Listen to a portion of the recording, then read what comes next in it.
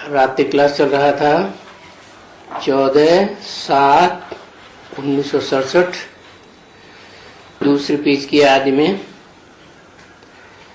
बात चल रही थी। एक ही क्रिएटर है इस सारी दुनिया का, और दूसरे का तो कोई क्रिएटर का नाम भी नहीं है, और एक ही क्रिएटर है और एक ही क्रिएशन है। बताओ कौन सा क्रिएटर है और कौन सी क्रिएशन है? दोनों एक ही क्यों कह दिए? बताओ जल्दी। शिव क्रिएटर है। क्रिएटर साकार होता है या निराकार होता है? तो शिव नाम क्यों दिया फिर? शिव नीचे शंकर दिया, ऊपर शिव दिया, तो इसमें क्रिएटर कौन है? ऊपर वाला। शिव ऊपर लिखा, शंकर नीचे लिखा। शिव क्रिएटर है। शिव क्रिएटर है। अरे तो क्रिएटर कौन है? शिव है या शंकर है? शिव बाबा है क्रिएटर, शंकर क्रिएटर है। शंकर तो 3 देवताओं में से एक देवता है। 3 देवताओं की तो शिव बाबा है क्रिएटर। क्रिएशन कौन है?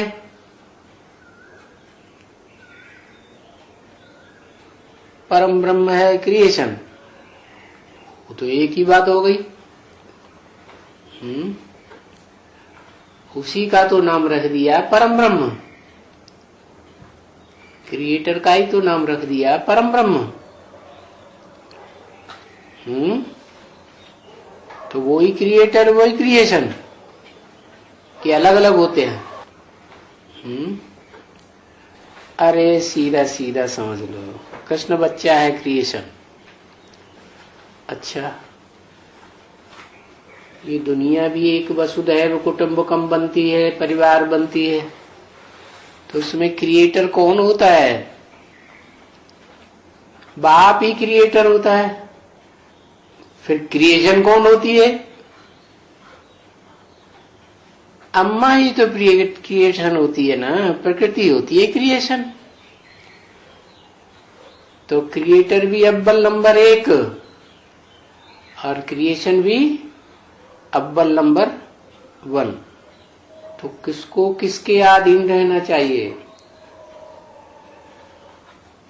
किसको किसके कंट्रोल में रहना चाहिए? कंट्रोल से बाहर नहीं जाना चाहिए। रचयिता के कंट्रोल में रचना होनी चाहिए। प्रकृति को शिव बाबा के अंडर दी कंट्रोल रहना चाहिए। अब आत्मिक रूप में देखें तो आत्मा तो क्रिएशन तो है ही नहीं, क्योंकि क्रिएट नहीं की जाती। आत्मा तो सदा काल है।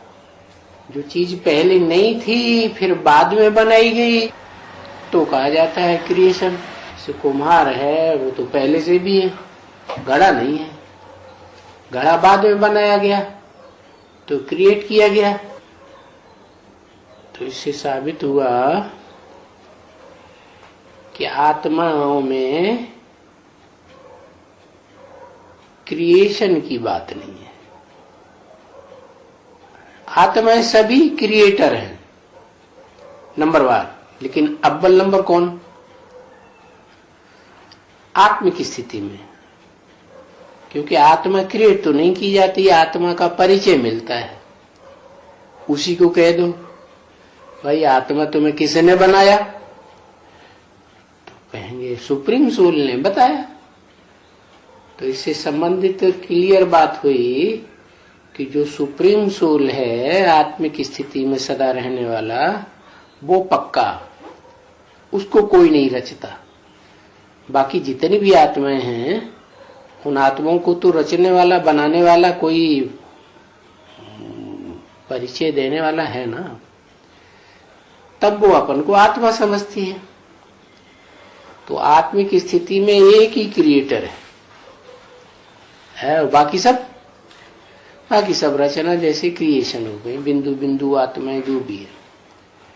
तो सभी ज्योति बिंदु आत्माओं को एक सुप्रीम सोल बाप के क्रिएशन में अंडर द कंट्रोल रहना चाहिए। लेकिन रहेंगी तब जब पहचानेंगी। तो पहचान के लिए साकार शरीर चाहिए।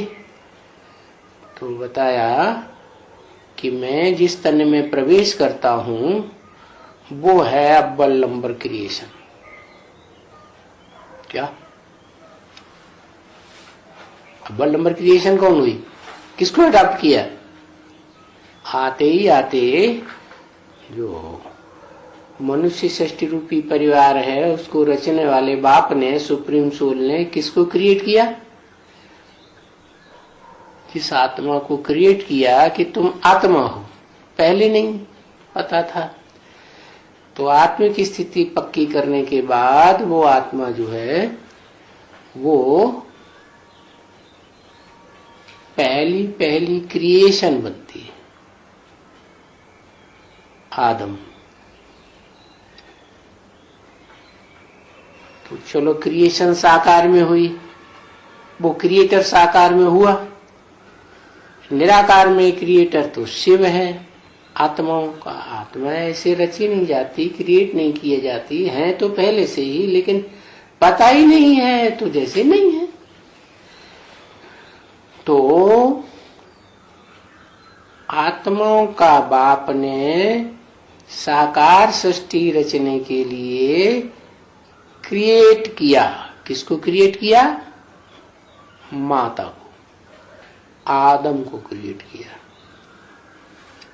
आदम तो पहले से ही था, लेकिन काम की चीज नहीं थी। काम का था, आदम काम का था। क्यों नकामा? क्यों? क्योंकि दूसरों के अंदर की कंट्रोल चला गया। दूसरों की बात को जानकारी ले ली और जो दूसरों की बातों को मान लिया, सुनी बातों पर विश्वास कर लिया। जो असली बात है वो तो भूल गया कि मैं अपने को ही भूल गया। तो जो अव्वल नंबर क्रिएशन है वो कौन हुई? शिव बाप की है। आदम को ही क्रिएट किया अपनी बड़ी मां के रूप में। जो बोला है मैं इसको माता बनाता हूं, उसमें ज्ञान का बीज डालता हूं। तो आदम में ज्ञान का बीज डाला ना, तो वो माता है। बाकी दूसरा किसी को नहीं कहेंगे क्रिएटर अव्वल नंबर। माने शिव ही शरीर में आकर के क्रिएटर है, और शिव ही उस शरीर में जिसको नाम देता है। भारत में परंपरा है ना, कन्या जब ससुराल जाती है तो उसका नाम बदल देते हैं। परंपरा यहां से शुरू हुई है। आदम था पहले का नाम, जो लोग बोलते थे ये आदम, लेकिन बाद में क्या नाम दिया? ब्रह्मा। और वो भी पहला नंबर बीच का या बाद का? पहला नंबर। तो बड़ा ब्रह्मा हो गया। बड़ी अम्मा जैसे परिवार होता है, तो जो पहली शादी की पत्नी होती है तो बड़ी माँ कही जाती है। तो एक ही क्रिएटर है और एक ही क्रिएशन है, दूसरा कोई क्रिएटर है भी नहीं।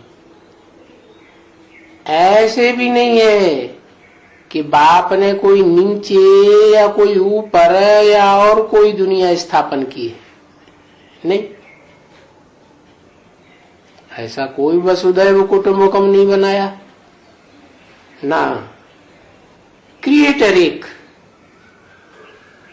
तो फिर ये क्रिएशन भी एक। क्या ये क्रिएशन किसकी तरफ इशारा किया? ये क्रिएशन, ये माने कौन है? अव्वल नंबर का नाम होता है ज्यादा से ज्यादा, 2m नंबर डुप्लीकेट का नाम हो जाएगा। तो इनका ही वर्णन है। किनका? क्रिएटर का और क्रिएशन का। देखो ये रखे हैं, किसकी तरफ इशारा किया? ये रखे हैं कहकर इशारा किसकी तरफ किया? कोई चित्र की तरफ बाबा ने इशारा किया होगा। हाँ, देखो ये रखे हैं। कौन रखे हैं? ब्रह्मा रखे हैं, उनको ये कहेंगे। ये तो यह कहें तो एक, और ये कहें तो कम से कम 2। तो देखो ये रखे हैं। कौन रखे हैं? हाँ, लक्ष्मी नारायण। और तो कोई चित्र नहीं है जो समझा जाए। किस बात में है? रचयिता और रचना के रूप में। तो ये रखे हैं तो कौन है ये? रचयिता है या रचना है? हाँ, दोनों रचना है। फिर रचयिता कौन है?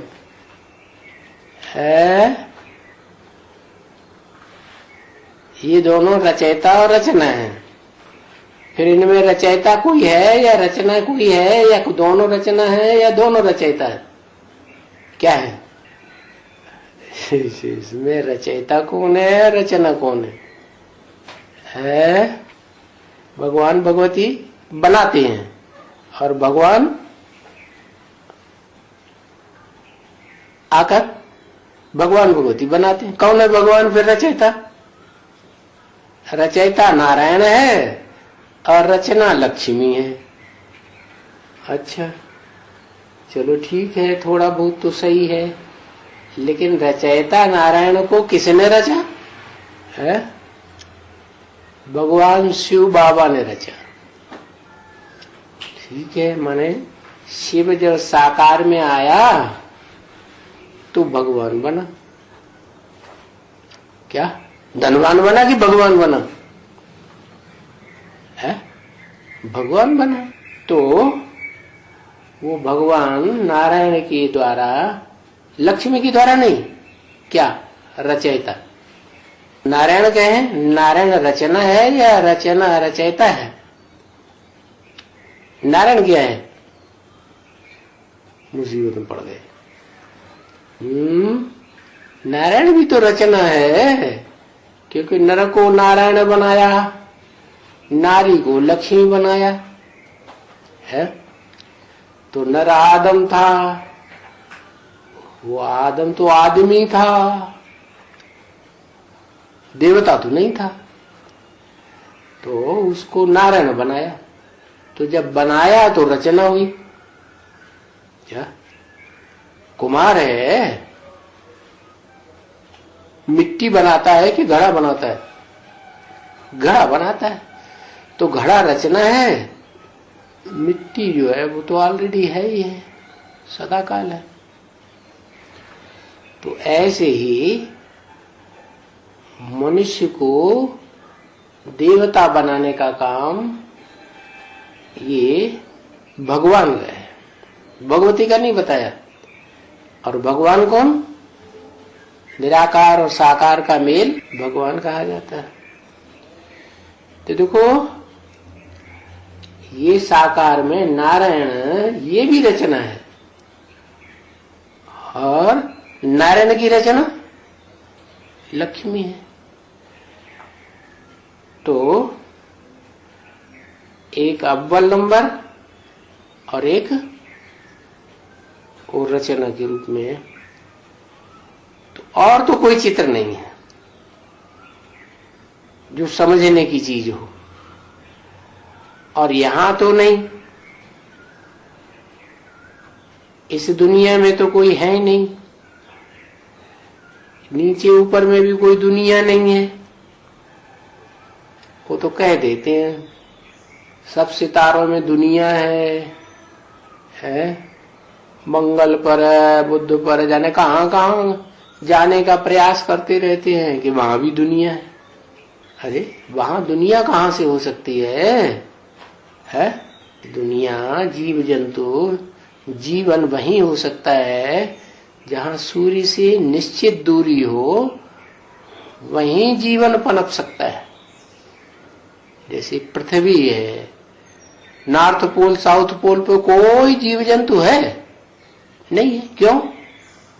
क्योंकि सूर्य की दूरी ज्यादा हो गई नॉर्थ पोल और साउथ पोल में, इसलिए इतना सर्दी का मौसम है, ठंडा है, कोल्ड है कि कोई जीव जंतु पनप ही नहीं सकता। तो पृथ्वी पर ही जब इतना अंतर है, जहां जीवन हो सकता है और जहां जीवन हो ही नहीं सकता, तो और जो ग्रह उपग्रह हैं वो तो कितनी दूर होंगे और कितने नजदीक होंगे, तो वहां जीवन होने की संभावना कोई हो ही नहीं सकती। ऐसे ही मुगालते में बोलते रहते हैं उड़न तस्तरी आई, कोई दूसरे ग्रह उपग्रह से आई लड्डू। आती है क्या? कुछ नहीं, यही तो भूत प्रेत आत्माएं हैं जो रूप धारण कर लेती है। तो नीचे ऊपर कोई दुनिया नहीं है, ये भी बच्चे जानते हैं क्या कि इस दुनिया में भी कोई प्रलय विलय नहीं होती है। क्या? प्र माने प्रकष्ट रूप से, लय माने लीन हो जाए, सब कुछ लीन हो जाए। लीन हो जाए माने दिखाई ही न पड़े। तो ऐसा होता है क्या?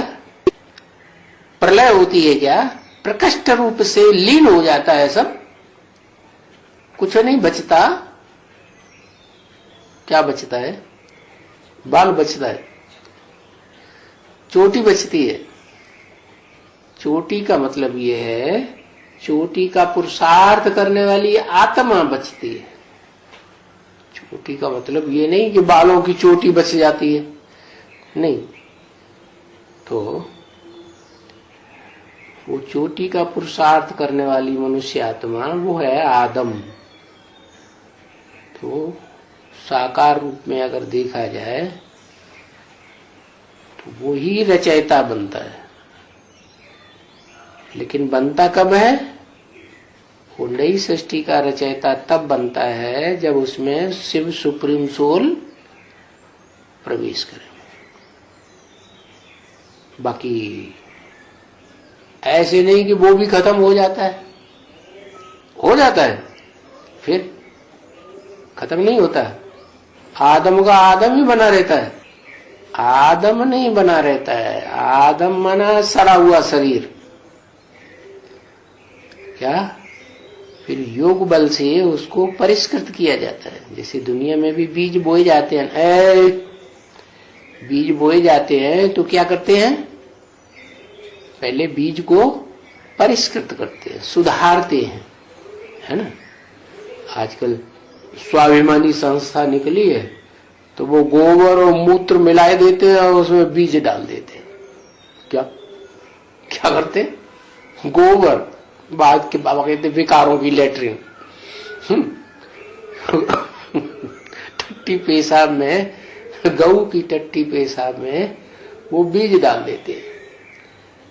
एक दो दिन पड़ा रहेगा तो कहते हैं परिष्कृत हो गया। वाह भैया, खूब बनाई बनता है। तो ये आदम बीज ऐसे डाल दिया जाता है। कहाँ डाल दिया जाता है? तेरे की नहीं। समझ गए कि नहीं? है तो सच्ची बात की झूठी बात? सच्ची बात है। बाकी परिष्कृत बीज हो जाता है तो परिष्करण होने के बाद फिर उसे पता लग जाता है सच्चाई का कि आखिर असली सुख क्या है। क्योंकि चीज की जब तक अति नहीं हो जाती तो अंत नहीं होता। क्या? अति होती है तो अंत हो जाता है। तो ये तो विकृति है जो द्वैतवादी धर्मपिताएं आते हैं वहां से शुरू होती है, विचार की विकृति। बाकी उसमें तो पता नहीं होना है, उत्थान तो होना ही नहीं, ना आत्मा का उत्थान न शरीर का उत्थान। हाँ ये है कि जैसे धोबी होता है, बाबा कहते हैं मैं हूं वाशरमैन। क्या हूं मैं अव्वल नंबर वाशरमैन। तो वाशरमैन क्या करता है? वाशरमैन कपड़ों को धोता है। कपड़ों को धोता है तो कहाँ घर में धोता है सारे कपड़े? नहीं, घाट पे ले जाता है। क्या जैसे वो कंपिल में वो घाट प्रसिद्ध है ना द्रौपदी के कुंड का, तो वहां वो बैठते हैं महाब्राह्मण लोग, कहते हैं आ जाइयो कटोरी के यजमान जाई घाट पे। क्यों भाई जाई घाट पे क्या है? वहां पानी होता है तो वहां धोबी लोग कपड़े धोते हैं। वहां एक कुंड नहीं है, कई एक विसरात नाम के कई कुंड बने हुए हैं, उनमें पहले कपड़े धोए जाते होंगे। तो बताया कि वो जो कपड़े हैं वो हुआ शरीर रूपी कपड़ा आदम, और उस आदम को निमित्त बनना पड़ता है जिसमें शिव बाप प्रवेश करते हैं। प्रवेश करते हैं तो क्या करते हैं? कपड़े जो भी हैं सफाई करने के लिए, वो सारे कपड़े पहले अच्छी तरह से, वो मिट्टी आती है खेतों की, उसे कहते हैं रेव। क्या उस रेव में उन कपड़ों को अच्छी तरह से सौंध करते हैं, साम देते हैं, बहुत गंदा बनाए देते हैं।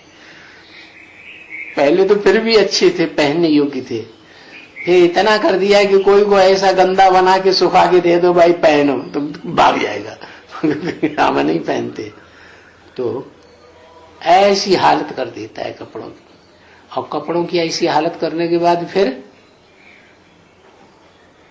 नहीं, पहले गधा बुलाता है। क्या? गधे का काम है कपड़े घाट तक ले जाना। क्या? क्योंकि घाट पे तो धोबी ही कपड़े धोएगा, कभी कभी धोबिन भी हाथ लगाए देती है, दोनों मिलकर के कपड़े धोते हैं। तो वो घाट पे वो गधा ले जाता है और फिर गधा वहीं घाट से साफ कपड़ों को उठा करके, गीले गीले गीले ज्ञान जल मिला हुआ है उनमें, उनको उठा के ले आता है। फिर धोबी सुखा के अच्छे से प्रेसेस करके बांट देता है। तो ये बात है कहाँ की? ये बात मिसाल देने के लिए बताई है कि भगवान भी इस सृष्टि पर आता है तो भी इसी तरह यही प्रक्रिया से शरीर रूपी वस्त्रों को धोता है और धो के साफ कर देता है। बाकी ऐसे नहीं है कि वस्त्र ही खत्म हो जाते हैं। क्या? ये तो शरीर रूपी वस्त्र है ना, पृथ्वी जल वायु अग्नि आकाश 5 तत्वों से बने हुआ वस्त्र शरीर है ना। तो ऐसे नहीं कि शरीर ही खत्म हो जाते, प्रलय विलय कुछ नहीं हो जाती कि बिल्कुल 5 तत्व ही खत्म हो जाते हैं, नहीं खत्म होते। 5 तत्व खत्म होते हैं कि नहीं खत्म है? नहीं होते। क्या रह जाता है? राख रह जाती है। अरे किसी चीज को जलाओगे तो क्या रह जाएगा? राख रह जाएगी ना। तो ये कौन सी आग है? यहाँ है योग अग्नि। ऐसी योग अग्नि जिसमें देहभान सारा, देहभान कहो, देह अहंकार कहो, क्या कौन सा देहभान? सारी मनुष्य सृष्टि का एक ही बीज है। कौन कौन है? आदम। एक ही बीज। उस बीज को है तो परिष्कृत कर दिया, परिष्कृत कर दिया, वो अपने सही स्वरूप में आ गया। अब और बीज जो हैं वो तो बीज से बीज पैदा होते हैं ना। तो एक बीज सुधर गया तो वही बीज जो है सार रूप में तैयार हो जाता है। क्या? तो क्या 5 तत्व दुनिया में खत्म हो गए? प्रलय हो गई? हो गई। माने प्रकट रूप से कुछ भी न बचे। तो ऐसा कुछ हुआ? अरे कुछ नहीं हुआ। बीज तो रहा ना फिर भी 5 तत्वों का। तो जो 5 तत्वों का एक बीज है वो आदम ही परिष्कृत रूप में नर से क्या बन जाता है? नारायण जैसा आदि नारायण देवता बन जाता है। बाकी प्रलय विलय कुछ नहीं होती। और वो बनता कैसे है? वो एक ही क्रिएटर है क्या? और एक ही क्रिएशन है जो शरीर के रूप में क्रिएशन है। क्योंकि शरीर जो है 5 तत्वों का पुतला है ना। और वो शरीर योग अग्नि से क्या बन गया?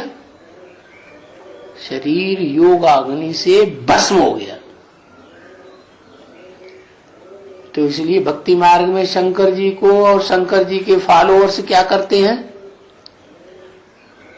वो जो होते हैं ना वो साधु सन्यासी अघोरी, वो भस्म मिल जो आदमी जलाए दिया जाता है ना तो उसका राख लेकर के शरीर में मल देते। अरे राख मलने की बात थोड़ी ही है, शरीर को राख बनाने की बात है। इसलिए बाबा ने बोला अब देखेंगे राख कौन बनते हैं और कितने बनते हैं। क्या माने अपने देवभान को राख कितने बनाते हैं और कैसे कैसे नंबर में आते हैं। और कोटों में से एक, लाखों में से एक कौन निकलते हैं वो भी देखेंगे। तो इसका मतलब कोई न कोई एक बीज तो तैयार होना ही है ऐसा। तो वो वाकई प्रलय नहीं कही जाएगी, क्योंकि फिर भी कुछ न कुछ बचा ना, सब कुछ तो लीन नहीं हो गया। जैसे कहते हैं ना कुछ नहीं बचा, जीरो रह गया बिंदु। और बिंदु की कोई आकार लंबाई चौड़ाई नहीं होती, कितना भी छोटा कर दो अणु रूप, अणु से अणु रूप। तो कोई आत्मा थोड़ी ही रह गई क्या? आत्मा नहीं रह गई, आत्मा एक रह गई। आत्मा के साथ शरीर नहीं रह गया। आत्मा भी रही तो शरीर भी रहा। माना रचयिता भी है उसमें। रचयिता कौन? जो आत्मा है ना वो भी, और आत्मा के साथ शरीर भी है, रचना भी है। उस शरीर रूपी रचना को रचा किसने? रचने वाला कौन है? अरे बाबा माने ही शरीर। बाबा शब्द जोड़ेंगे तो शरीर हो गया ना। है आत्मा है कुछ करने धरने वाली, ये शरीर कुछ करता धरता है।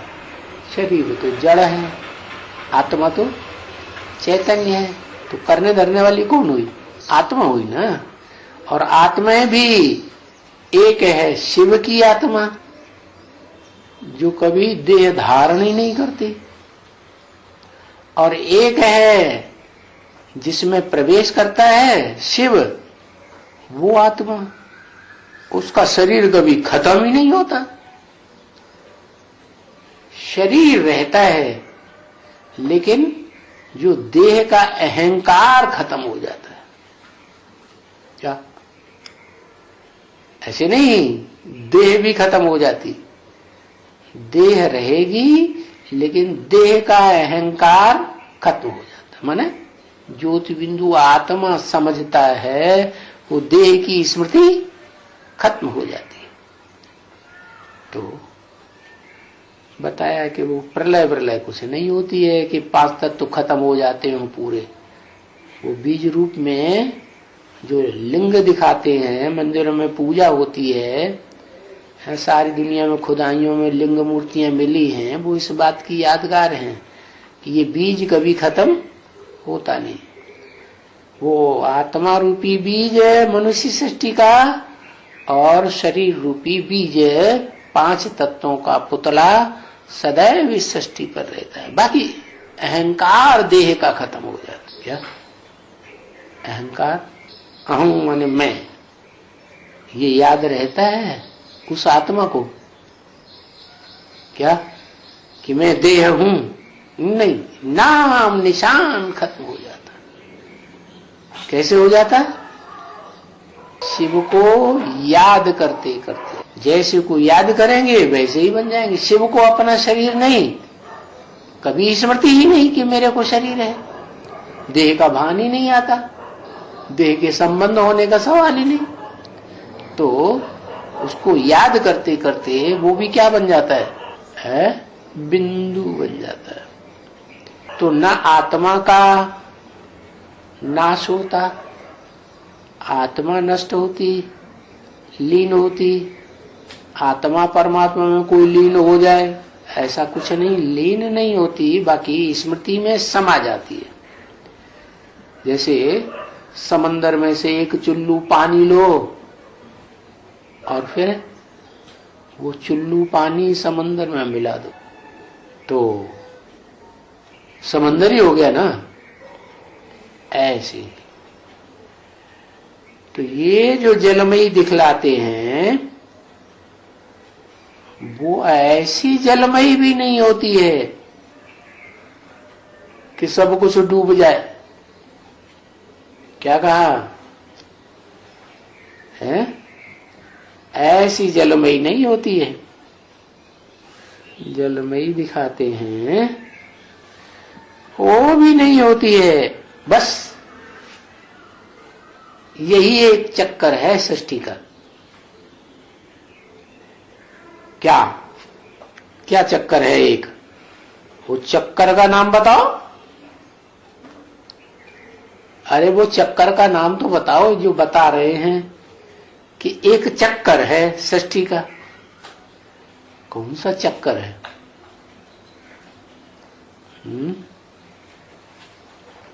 बताएंगे नहीं जल्दी। कहते तुम ही सब कुछ बताते रहो, हम कुछ नहीं बताएंगे। 5000 वर्ष का ड्रामा चक्कर है। 5000 का ड्रामा कल्प का चक्कर है। अरे वो कुछ देखने पढ़ने की चीज है जो एक है?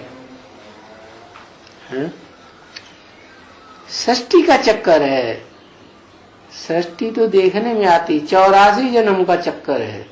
वाह भाई, जो बच्चों को बैठ करके समझाया जाता है कि ये एक ही चक्कर है।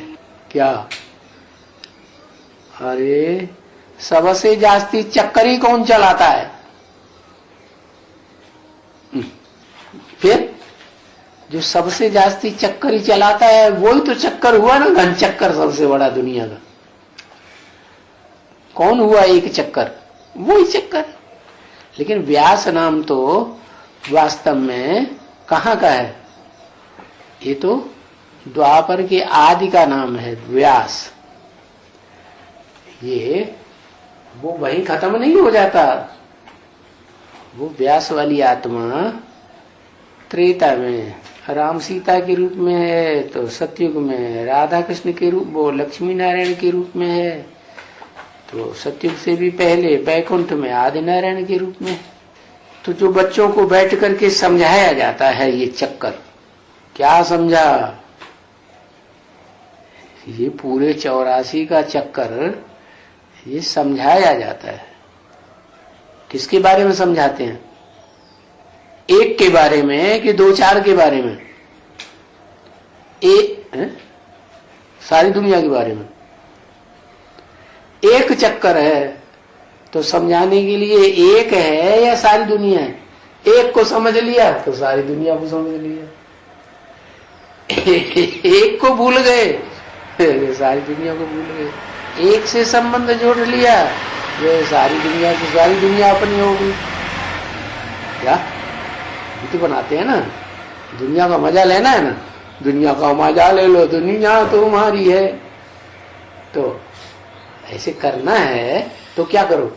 है एक चक्कर को समझ लो। अच्छा, इसमें जास्ती में जास्ती तकलीफ ही क्या होती है? एक चक्कर को समझने में है। एक भी नहीं समझ सकते। अरे 500-700 करोड़ की बायोग्राफी थोड़ी ही समझनी है, कितनी थीसिसें बनाते हैं। शिवाजी के ऊपर थीसिस लिखेंगे, लिखते हैं कि नहीं? महाराणा प्रताप के ऊपर थीसिस लिखेंगे, राम के ऊपर थीसिस लिखेंगे। रामायण में तुलसीदास ने क्या किया? किसके ऊपर थीसिस लिख दी? राम के ऊपर थीसिस लिख दी। अरे दुनिया में 500 करोड़ हैं, किसकी किसकी थीसिस लिखेंगे, किसकी किसकी जीवन कहानी लिखेंगे? है विद्वान पंडित आचार्य ने उन्होंने कृष्ण की थीसिस बनाई दी, जबकि कृष्ण का नाम था भी नहीं गीता में, तो भी नाम डाल दिया। तो बाबा तो जास्ती तकलीफ नहीं देते कि बाबू तुम इतने मोटे मोटे ग्रंथ प्रंथ पोथन्य पढ़ो। क्या कहते हैं? अनेकों की जीवन कहानी याद रखने की दरकार नहीं है जन्म जन्मांतर की। क्या करो, एक को समझ लो। तो जास्ती तकलीफ नहीं देते हैं कि बहुत कुछ पढ़ाई लिखाई करो, दुनिया भर के पोथन्य इकट्ठे करो, नहीं। जो मित्र संबंधी कोई होंगे उस कुल के, तो मेरे साथ देंगे। क्या एक की बायोग्राफी में कौन कौन साथ देंगे? उसे एक के जो मित्र संबंधी जन्म जन्मांतर के होंगे वो ही साथ देंगे उसकी बायोग्राफी को डिक्लेयर करने में, नहीं तो दूसरे साथ नहीं देंगे। जो बाद में आने वाले हैं, कम जन्म लेते हैं, वो बिल्कुल सहयोग नहीं देंगे, वो अपने धर्म पिताओं को सहयोग देंगे। तो बताया जो मित्र संबंधी होंगे कोई भी, किसके? उसे एक चक्कर कहो, घन चक्कर कहो, कुछ भी कहो, उस कुल के होंगे तो फिर वो समय देंगे। नहीं तो ऐसे अंत तक भी कोई साथ देने वाले नहीं होंगे। और उनको कितना भी प्रेशर डालो कि इस बात को समझो, इसकी जीवन कहानी को समझो, आदिश्वर चरित्र को समझो, बिल्कुल ध्यान नहीं देंगे, देंगे ही नहीं। तो जो आदि ईश्वर है, जो बड़ा घन चक्कर है दुनिया का एक, उसको समझने के लिए और दूसरों को समझाने के लिए कौन आगे बढ़ेंगे? है कोई बढ़ेंगे कि नहीं बढ़ेंगे? गवर्नमेंट ने तो फेल कर दिया, ब्रह्मा कुमारियों ने भी फेल कर दिया। कुछ नहीं, थीसिस ले जाओ यहां से, उठा करके दे दी कुमार का दादे ने निर्भर भाई के हाथ में। तो ABCD कुछ नहीं जानते शास्त्रों के बारे में, उन्होंने थोड़ा पढ़ा इधर उधर, पन्ने अन्य पलटे, ओहो इसमें तो ढेर सारे ग्रंथ, 20 ग्रंथों का हवाला दिया हुआ। अरे सच्चाई लिखा होगा, आप जमा कर दो, हेलो थीसिस जमा करवा दी। अरे जिसका काम बनना था उसको यही तो चाहना था, परमिशन मिले हम जमा कर दें, हमें क्या मतलब? तो जैसे कहा जाएगा वैसे चलना है। तो बताया बाबा ने, जो जितने कनेक्टेड होंगे उसे एक चक्कर से, चक्कर कहो, ड्रामा कहो, है 84 का चक्कर कहो, क्या क्या बताया माता ने? बताया 84 का चक्कर। क्या बताया? व्यास, एक व्यास चक्कर। लेकिन व्यास तो पूरा चक्कर ही नहीं लगाता, व्यास नाम तो द्वापर युग से आया। नारायण, नारायण भी गलत हो गया, आदि नारायण। हाँ, षष्ठी का चक्कर बताया।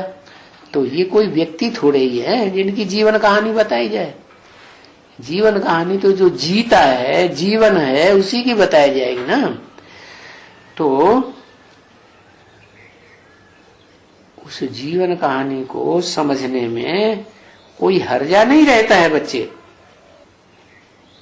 हैं, बच्चे फिर उनको छोड़ देना होता है कि भले ये जो कुछ खाए, ये पिए या कुछ भी करे, सिगरेट पीवे कोई चिलमन सीखे, फलाना करे। तो समझाते समझाते आखिर में छोड़ देना पड़ता है। ये क्या बात हुई है? क्या कहा? फिर ये समझा जाता है कि ये नहीं चल सकती है। क्या ये आत्मा सहयोग इस बारे में पहचान में कि एक को किसको पहचानना है, ये चल नहीं सकती आत्मा। कौन चल सकती है? जिस आत्मा का कनेक्शन शुरुआत से आदि से लेकर के अंत तक होगा वो ज्यादा ध्यान देगी, या जिनका संबंध ही कभी नहीं जुटा है तो ज्यादा ध्यान देगी। तो समझते हैं ये चल नहीं सकती तो छोड़ देते हैं। ऐसे बच्चे हैं बहुत, जो स्त्रियां नहीं चलती हैं, किसका पुरुष नहीं चलता है। क्यों? कि जो स्त्री नहीं चलती है, जो समझाना चाहते हैं एक का चक्कर, वो नहीं समझना चाहती। किसी का स्त्री चलती है, पुरुष नहीं चलता। क्यों नहीं चलता? क्योंकि उस पुरुष का पूर्व जन्मों का कोई हिसाब किताब उस एक चक्कर के साथ 84 का चक्कर जिसने लगाया उसके साथ है ही नहीं हिसाब। तो इंटरेस्ट कैसे होगा? है? किसको इंटरेस्ट होगा? माता जी, आपको रोटी दाल अच्छी लगती है कि रसगुल्ला अच्छा लगता है? आपको खाना क्या अच्छा लगता है? है? सच्ची सच्ची बताना। रोटी अच्छी लगती है। ओहो, ये तो पक्का रुद्रमाला का मणका है। क्या अच्छी लगती है? रो पहले, पिट्टी की तरह पी बाद में। वाह भैया, माता जी तो बहुत चालाक आदमी है। आदमी है कि माता है? नहीं, आत्मा को देखोगे पुरुष है, पुरुष।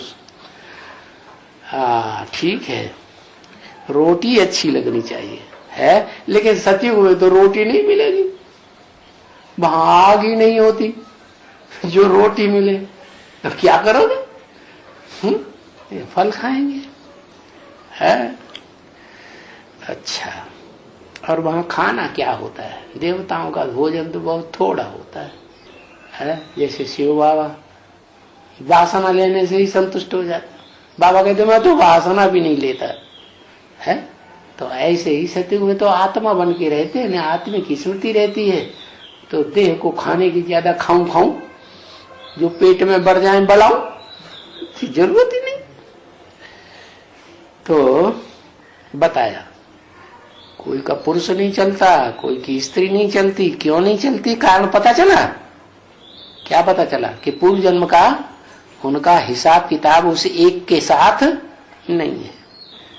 तो यही तो फिर विघ्न होता है। क्या?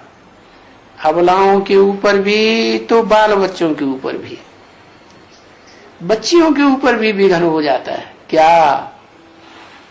कि जो पति ज्ञान में नहीं चलते हैं तो इंटरेस्टेड नहीं है उस एक चक्कर घन चक्कर को समझने के लिए, उस एक में इंटरेस्टेड नहीं है। क्यों नहीं है? क्योंकि पूर्व जन्मों का उनका हिसाब किताब एक के साथ है ही नहीं। तो वो फिर अपोजिशन करते हैं। वो कहते हैं तुम उसको वोट क्यों देते हो, तुम हमारे धर्म पिता को वोट दो। ऐसे चक्कर चलता है, तो झगड़ा चलता है जोर से, बहुत विघ्न पड़ते हैं। बच्चों के ऊपर, अबलाओं के ऊपर बड़े सितम होते हैं। तो फिर ये सब बातें थोड़ी सहन करनी पड़ती है। क्या? अगर बाप का जन्म जन्मांतर का संग लेना है तो सहन करना पड़ेगा। अगर नहीं लेना है, दूसरे धर्म पिताओं की चक्करी को समझना है, उनका भी तो जीवन का चक्कर है ना, आत्मा का कितने जन्म लेती हैं। तो फिर वैसे फिर उनके हिसाब में फिर वहां सहन करना पड़ेगा। तो लड़ाई जबकि कुछ होती है तो लड़ाई में तो फिर क्या करना पड़ता है, सहन। तो युद्ध होता है, दो देशों में युद्ध होगा तो सहन तो करना पड़ेगा ना, है? पहले सेना की पूर्ति करेंगे कि पहले प्रजा की पूर्ति करेंगे? सेना की पूर्ति करेंगे तो सहन करना पड़ेगा ना। तो देखो ये लोग जाते हैं पहाड़ों पर, कौन है? भगत लोग पहाड़ों पर जाते हैं, कितनी ठंडी में जाते हैं, वहां कैलाश पर्वत पर, वहां अमरनाथ की गुफा में। ओहो, ये ठंडी का क्या मतलब है? ठंडी का मतलब है आत्मा की ठंडी है, पुरुषार्थ की ठंडी। क्या इतनी ठंडी पड़ती है कि ठिठुरने लगता है आदमी, कोई काम ही नहीं कर सकता, हाथ पांव बांध करके रजाई में अंदर बैठ जाओ, ऐसे होता है। अब ये है आत्मा की बात। आत्मा का आत्मिक स्टेज का पुरुषार्थ कहां होगा? जहां ऐसा माहौल हो। कैसा? कैसा कि जो भी आपसी संगठन में हो, माहौल बनाने वाले परिवार के लोग या संगी साथी, वो सब एक की याद में मस्त हो, या आपस में एक दूसरे से लगाव न लगा पड़ा हो, सारा दिन सारी रात, रात को सोएंगे तो भी उन्हीं के देहधारियों के सपने आएंगे, दिन में जगेंगे तो भी उन्हीं से बतियाएंगे। तो ऐसा अगर माहौल होता है तो पुरुषार्थ की ठंडी हो जाएगी कि गर्म हो जाएगा माहौल? पुरुषार्थ अच्छा होगा कि खराब होगा? है? खराब होगा ना, होगा ना। अच्छा, कोई बहुत ज्यादा अच्छा पुरुषार्थी हो तो उसका तो अच्छा हो सकता है, हो सकता है ना, है? वो तो उसी का हो सकता है जिसने पूरा चक्कर अच्छी तरह से 100% समझ लिया हो। क्या? तो फिर तो पुरुषार्थ करने की दरकार रहती नहीं। तो जब तक पुरुषार्थ करना है एक को समझने का, एक चक्कर को पूरा समझने का, तब तक ऐसा माहौल चाहिए। क्या? जहां पुरुषार्थ की गर्मी हो, ठंडी ना हो। पुरुषार्थ अगर ठंडा होगा तो ठंडी में तो फिर कोई काम धंधा होगा ही नहीं। वो होता है देह का काम धंधा, और ये है आत्मा का। आत्मा का धंधा क्या है? एक शिव बाबा, दूसरा न कोई, एक की याद करो। तो बताया, क्या समझा? है एक शिव बाबा, दूसरा। ठंडी नहीं हो रही है, नींद भी तो नहीं आती होगी, है? ये भी पुरुषार्थ की ठंडी। क्या? नींद बहुत आती है तो पुरुषार्थ की ठंडी है। पुरुषार्थ ठंडा हो जाएगा कि गर्म हो जाएगा? ठंडा हो जाएगा। तो बताया कितने ठंडी में वहां जाते हैं ऊंचाई पर चढ़ करके, क्योंकि पहाड़ों पर तो ऊंचाई होती है। जितना हम ऊंचा चढ़ेंगे उतना पृथ्वी की गर्मी जो है, धरणी है ना, देह, देह माने धरणी। क्या? देह माने धरणी। तो धरणी से जितना दूर होते जाएंगे उतनी ठंडी बढ़ती जाएगी। कौन सी धरणी? देह अभिमान वाली धरणी या आत्मा अभिमान वाली धरणी? धरणी भी दो तरह की, एक भारत की धरणी और एक वो पाताल लोक जिसे कहते हैं अमेरिका, वहां की। बहुत अंतर। माता जी पाताल लोक में जाएंगे कि नहीं? राक्षस रहते हैं वहां। कैसा पुरुषार्थ होगा? है? पुरुषार्थ ठंडा हो जाएगा कि गर्म हो जाएगा?